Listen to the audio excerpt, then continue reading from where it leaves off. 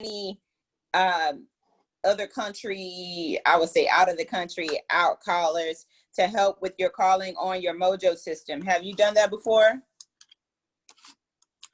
I have not done that for the purposes of calling. Remember, there's a rule with this Georgia state that says that only licensees can make phone calls. Oh, so, well, no. let me rephrase that. Okay. Only licensees can make what I would call solicitation phone calls or lead generation related phone calls. Like, you could have an unlicensed person invite somebody to an open house. Right. However, it would most likely it would very quickly transition into something real estate related, at which point that should not be done by an unlicensed person. See, it's good I asked you about that this morning. Yeah. Okay. All right. Now, I have hired certainly people, and this isn't a commercial for me, we can talk about it offline, but I do have a virtual assistant company that has some workers. It's compliant in the Philippines, compliant in America, all that tax stuff. That's totally legit. And these are people that can basically do everything that is not no phone calls. I mean, they could do things like setting up a termite inspection or, you know, checking in on a file or something like that, but no solicitation phone calls. But they also could certainly do anything like contract to close or putting a listing in or changing around pictures or inputting information into the database. She was posting on my social media. She would go in, or she does go in and, you know, go into Facebook every day. Sorry to admit it, world. I'm not usually the one that says happy work anniversary or happy, you know, happy birthday and stuff. Yeah. You know, so I love that though. But see, no, that's okay. So that is actually like a great asset though, because I can't stand doing it and I'm not as consistent with a lot of that. One time, and after that, they were like, no, but you need to post all the time. I'm like, who got time to do that all day? So this is perfect for that, right? Well, the takeaway, what you just said, which is not probably what you wanted to focus on, but it's going to be challenging to be consistent in something you don't enjoy doing. Yeah. Right. I mean, it's okay. It's just time consuming. Yeah. So she goes into LinkedIn every day and happy birthday, happy work anniversary. Hey, congratulations on the new job, that kind of stuff. Okay. Right. And then, you know, I don't know, maybe 30% of the time it'll create an interaction, which then I can use for, you know, to help somebody or to check in on somebody or to, you know, re-engage that relationship. So she also does contract to close work for me. She also does, you know, mass texting and things like that. So like if I'm, would you like me to make a admission, Tawantis? Go ahead. So the very first day that I texted you, you were one of, you know, hundreds of people that we texted that day. She texted them all. Oh. Okay. It works. It worked. It worked. Right. Wow. We went fishing. Right. Wow. We had a message we want to tell to the world. The people who we caught at the right moment responded. If they were interested in moving their career forward or, you know, learning something new, then fantastic. That was the very beginning of hopefully a long-term relationship. Wow. If they ignored it, that's fine. I'd call them later and say, hey, you might have missed a text. I don't know if you saw it or not, but we're doing mid-year reviews for clients or whatever, right? Or they say, hey, leave me alone, stop. Okay, fine, I'll stop. No big deal. I don't even know who you are. Doesn't bother me. Gotcha. Right.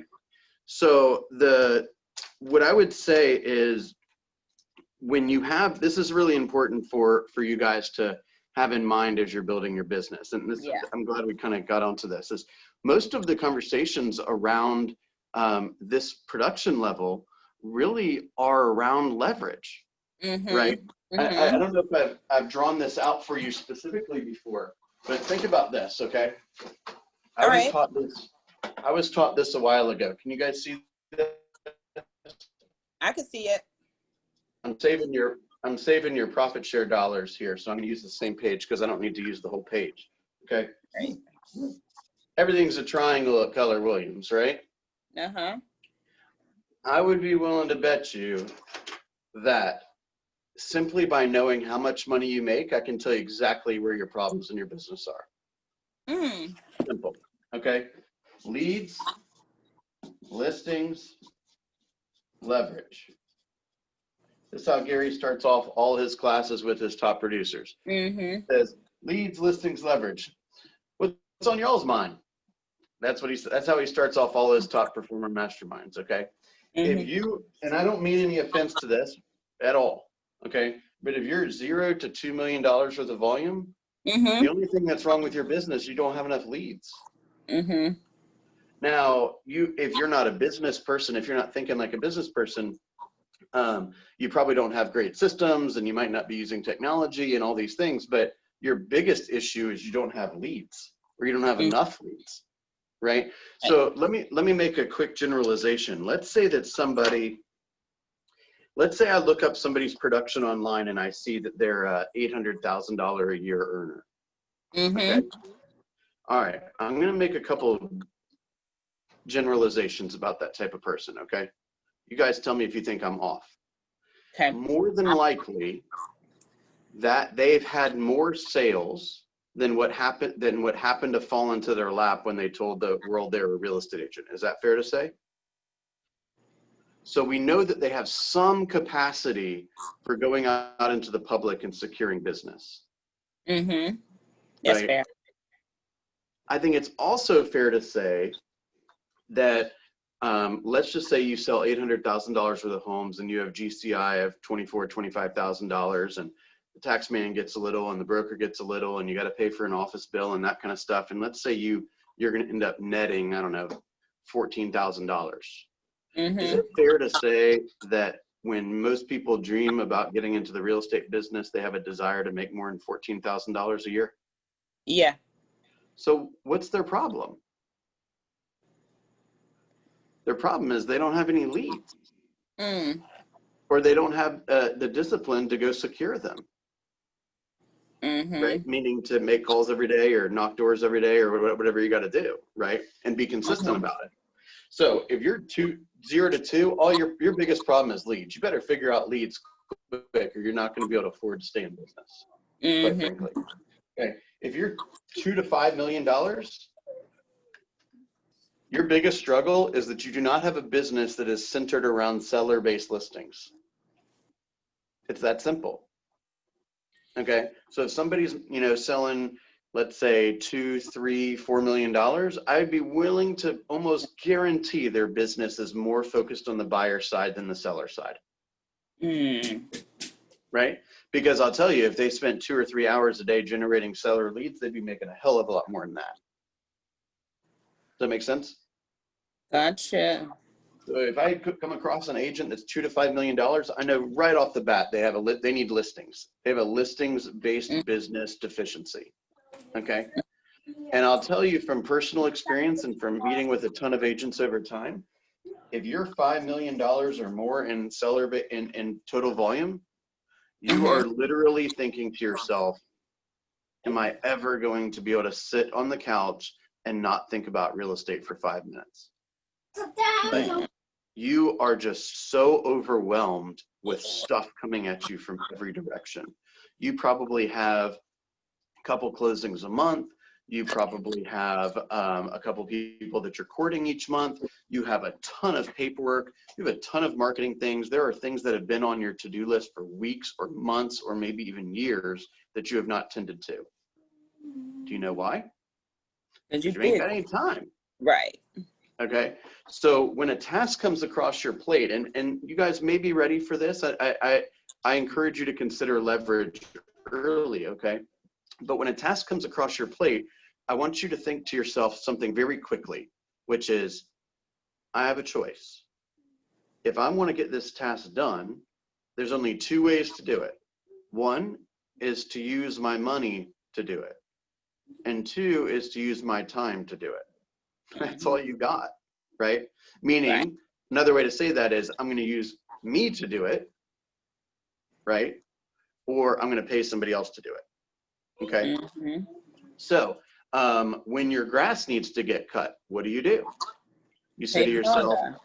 am I going to cut it myself, or am I going to pay somebody to cut it? Okay. When you need to add somebody to your database, say to yourself, hey, should I use my money this time or my time this time? Right? Now, the reason why we talk about tracking so much is because we're trying to prove to you what you're worth.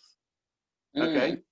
I would venture to say that a high performing lead generated based agent, seller based listing agent that is strategic with their time and focused and disciplined on steady and consistent lead generation and let somebody else do all the $10 an hour stuff, okay, they're probably worth minimum of $300 an hour. Okay. So I'll give you an example. I was listening to a podcast, this is a while ago, and they were interviewing this guy who just finished his first year in real estate. Guy did pretty well. He made about $100,000. Okay. And he tracked all of the activities that he did throughout the year, of course, like he's told to do.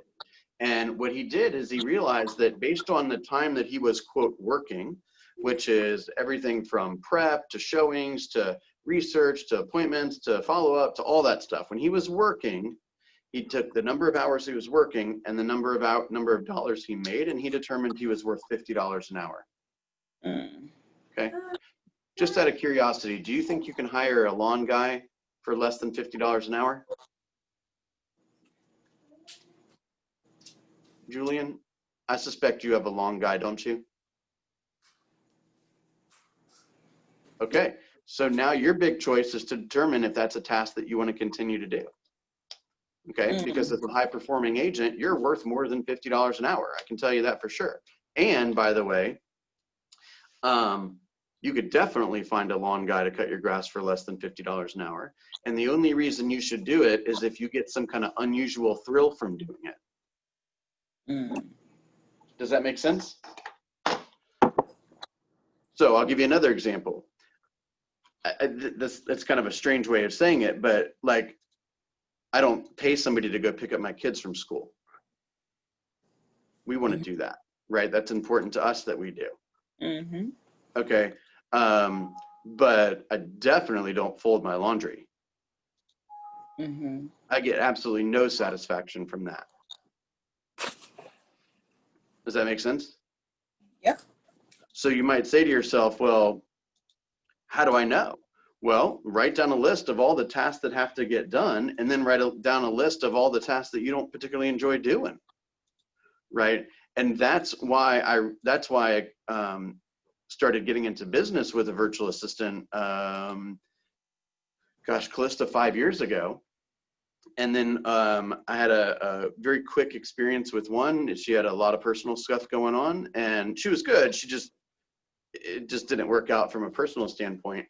And I got a different one, and then we've been together for over 4 years. Right. Now, that's also something to keep in mind, right? Virtual assistants, if you were to ask the average agent how long the virtual assistant worked for them, I guarantee it's not 4 years. It's 4 years because, and I don't want to sound, I don't want this to come across the wrong way, but it's because I take care of her. Right. She wants to be in business with me. Hang on, I'm gonna.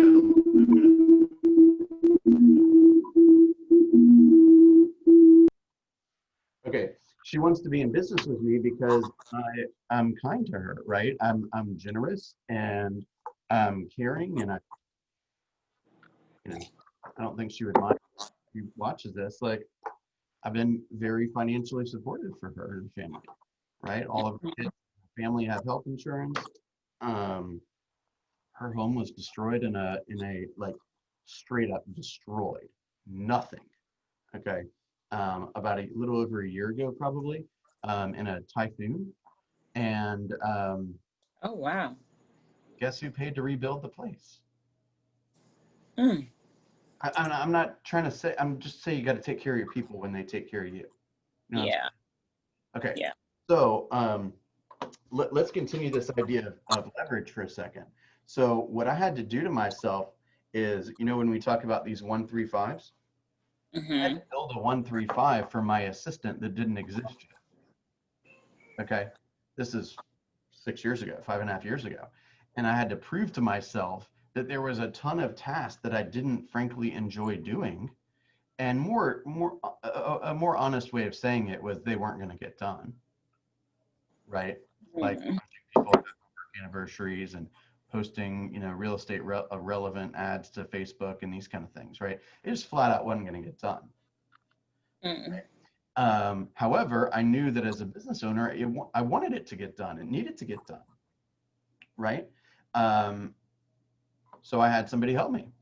So, you can get virtual assistant work for, I mean, our company charges $9 an hour, and I can go into some details later, but you can also go on like Fiverr, for example, and they can make a flyer for you, or, do some database entry for you. I mean, there's a lot of tasks that I think oftentimes we get bogged down with, yet there's some kind of like weird thought that like it can only be done by you. Mm-hmm. And like you're not being fair if you hire somebody else to do it, or that that it's like work, right? Because it's one of the, like, a lot of times when we start to do work, right, we want to finish the work. It's like when we go cut the grass, we want to look at the grass when we're done and see all the grass has been cut, then we can check it off, right? So sometimes when you go and you spend a day calling people and adding a couple people to your database and, sending a couple emails and introducing a couple people, and you say to yourself, I don't know if I did anything today. Well, actually what you did is you developed a bunch of relationships. You continued to build a bunch of relationships. And one of these days, those seeds are going to bloom and you'll get some action from it. Okay. So a lot of times people are so impatient that they don't want to trust the process. And so they don't buy into that. And so then they say, well, I want to work, I want to get something done. And then they go do something that they actually can check off, like building a flyer that nobody's going to read, or fiddling up with a website that nobody knows exists. Does that make sense? Yep. So that work should be done by somebody who is being paid less. It's that simple. Now, my VA is probably one of the best paid VAs in the entire Philippines, and she owns a portion of the company that we created together. I didn't just, that's an opportunity that she desired, and I helped her get it. Does that make sense? What are you guys hearing?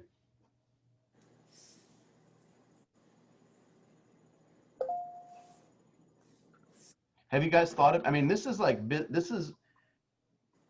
business thinking, right? This is going like, let me draw one other thing for you, okay? We oftentimes, we think that, I want you to think of the business in 3 different compartments, if you will, okay? Okay, this is the lead generation department. This is the ops, and this is the sales. Let me try to summarize this for you. Everything that happens before the contract, everything that happens after the contract, and these are the people that actually get face-to-face with the prospects, okay? Now, so this would include your ISA, your inside sales agent, your OSA, right? Outside sales agent, another way of saying telemarketer, essentially, right? The ops, that's contract to close, that's listings management, that's your runner, that's your bookkeeper, that's the guy who puts the signs in the ground, that is your social media person, right? That is your transaction management person, that's all of that. And then over here is your buyer's agents and your showing agents and your listing agents, right? Well, guess what? There's also this other position, which is called CEO. So Tawantis, can I be real blunt with you? Sure. You've got a lot of jobs. You're this guy, this guy, this guy, this guy, this guy, this guy, this guy, this guy, this guy, this guy, this guy, this guy, this guy, and this guy. Right. No wonder you can't tell people happy birthday on LinkedIn. That's why. No. That's exactly what, right? And so you got to look at this and say, what of this do I not enjoy doing? Mm-hmm. Flyer, I haven't made a flyer in over 10 years and I'm not about to start. Mm-hmm. I have to pay somebody to make a flyer. I don't even know where to start. And I don't have a creative that stuff. So I'm going to let somebody who really loves making flyers make the flyer. Mm-hmm. Right? I got a great job that I'm keeping somebody from who really enjoys it. Why would I keep it if I enjoy something different? Right? Mm-hmm. So a lot of times what the first stuff that is leveraged off is this stuff, is the operation stuff. The next thing is generally the showings. The next thing is generally the buyers. And the final thing is it kind of depends on, do you want to be the lead generator or do you want to be the listing agent? Oftentimes it's probably that you hire away. And then the very last thing that you would hire away is the listing agent. Mm-hmm. Okay, because that's the most dollar productive activity that an agent can be participating in. The problem is there's so much work in this section right here Uh-huh. that rarely do you get a chance to be in this section. Mm-hmm. Right? So this is another way of saying you're working in the business, all this. This, the CEO is working on the business. That's why I say when you take your, once a week when you're kind of reviewing your GPS and you're updating your 411 and you're kind of reviewing your week and saying, hey, I did well here, I did poorly here, this is what distracted me, this is what this is a time where my time was used really wisely. This is, oh, hey, I've got bowled 2 times this week, or hey, this is the week where I got 3 days of family or mega camp or whatever. So my goals aren't going to change. I still want to buy a new car. I still want to get out of that. I still want to go on that vacation. So what am I going to have to do schedule wise, right, in order to make sure that all my stuff gets done, right? So that is when you're the CEO. So you might say to yourself, okay, I'd really like to hire that virtual assistant by the middle of next year. So how much money am I going to need to make extra so that I feel comfortable agreeing to support somebody else's family, essentially, Mm-hmm. right? And watch them grow. I mean, my assistant had a 3rd kid. I mean, she has like a 12-year-old and like an 8-year-old, I think, or a 9-year-old, and she just had another kid last summer. And she's like, she was so shy to ask me. And she was so, oh my gosh, she didn't even tell me she was pregnant for a while, but I knew because she searched for pregnancy, morning sickness on my Google. So I knew what was going on. Okay. I still haven't. But I looked at it and I'm like, Rachel, look, we're going to have to pay for another person of insurance in a couple months. You know what I'm saying? That, like, please, if you don't want to pay, it's totally okay. I'm pregnant. I'd like to have another baby. Could I have some time off? And would you be willing to pay for insurance for the 3rd child? Like, of course. Right? What am I going to say no? I mean, she knows how much money I make, and I know how much money she makes. Right? So I'm gonna err on the side of generosity. Okay. But don't forget that you're also the CEO of the organization as well, which means you need to spend some time each day or each week at least thinking about, what is this business going to look like in 6 months? What needs am I going to have for this business, right? What's it going to look like in 6 years? And what needs am I going to have there? And always be thinking to myself, I'm looking for super talented people, because if I get super talented people, then they can do this stuff better than me. Make sense? Yeah. So a lot of times when we have these sessions, no one was talking to me about business until I came here. Okay. That was 5.5 years into my real estate business. Okay. The other thing is, I was already doing pretty well. I was already in this, like, oh my gosh, I'm slammed phase. Mm-hmm. Right. And so I never really had a chance to prepare I just made the money and then said to myself, gosh, when am I going to get a chance to spend this? I can't even find time to go to the bathroom. You see what I'm saying? Was this helpful? Very much so. Okay.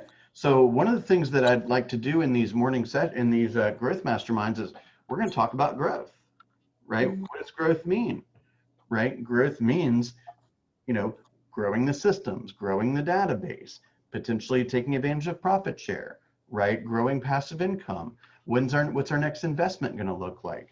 And by the way, when they say that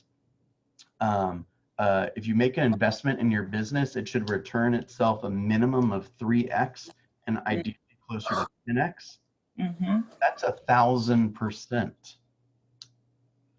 So if I've got an extra $200, wouldn't I be better off putting it into my business than buying a stock of some company that I don't know squat about? Guys, this is the biggest machine you've got. Okay? All right, I'm going to hit stop on the recorder. And then we will